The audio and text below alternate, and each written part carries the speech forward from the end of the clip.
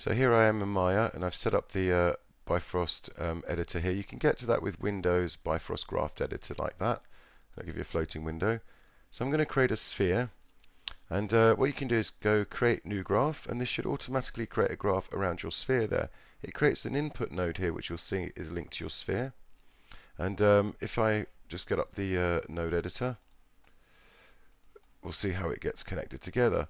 So you'll see the Bifrost graph here is sort of, well, it's just living on its own, really connected in the scene. So let's have a look at what it does. If I just pass the geometry straight through, you'll see it actually creates this second node called a BIF. This is sort of the output from the graph. I'm just going to hide, well, no, I'll keep my input geometry there for a minute. So what you can see on first inspection, it does look similar to VOPS, the visual node programming part of VEX, and it works in a very, very similar way. This is kind of like visual programming. So just like in VOPS, we wanted the point position and the normal information, so we'll just get those. So I can type get point position, and I can also say type get point normal to get those two. If I just plug the geometry in, these two nodes will return that information for me. So what I'm going to do is let me just break this connection. You'll see the BIF disappears for a second. So let's create some noise. Let's make some noise. So there's the noise there. Let's plug in the position so we can look up the 3D noise. And just like in VOPS, we're going to multiply the noise by the, or rather the normal by the noise, which will perturb our normals for us. And then I'm going to add those perturbed normals to the original point position here. So I'll take the original point position and add that in. There we go. So now we've got our new positions. What we want to do in Bifrost is update the original geometry here. So we'll do a set point position node, and that will take the let's take the original geometry across from here, and what we'll do is we'll update the new point positions like that. Once we've got the new point positions, we need to set the mesh normals.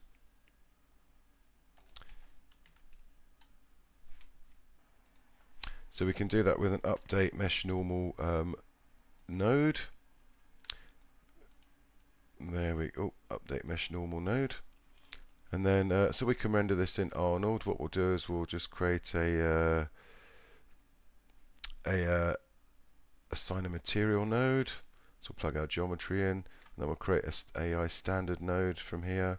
Where is it? Standard surface material. Let's just plug that into the surface materials.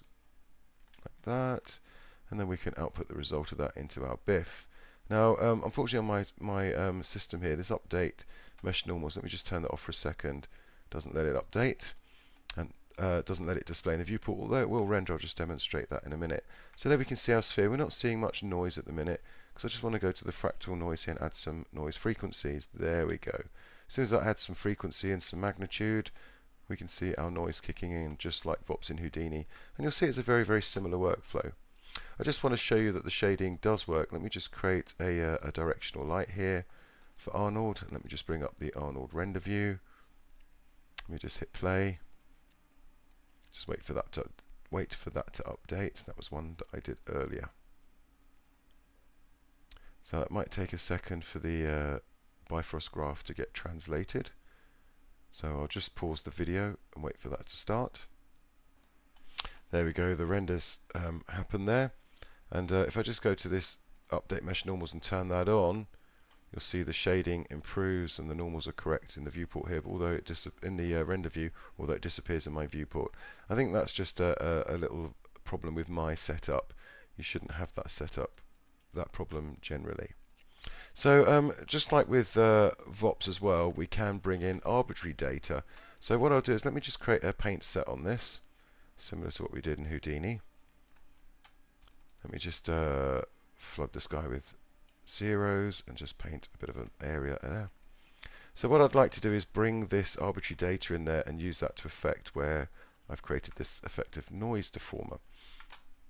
So if we go to the mesh display here, we can open up the color set editor, and I can see it's called color set 1 and it's got 4 channels.